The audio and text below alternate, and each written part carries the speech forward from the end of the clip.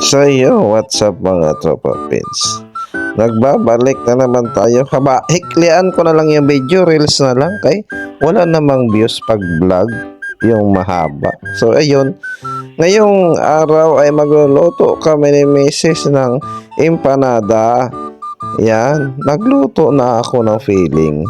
Tapos si Mrs. ang gagawa ng dough para sa ating empanada. Ito kasi kaya nagbanding na nga kami para syempre hindi tayo paginalaan ng babae. Ganyan ang gagawin niya para hindi ka paginalaan ng asawa niya may babae. Kita niyo yan, tawa lang siya oh. Natatawa lang siya kasi nag-enjoy siya. At habang naghahalo nga siya dyan ng dough, ay chinichir ko siya. Sabi ko, yan, galingan mo, magmasa ka dyan. Ayan, binilog-bilog na ni Mrs. Ire-ready na yan para sa maglagay tayong filling.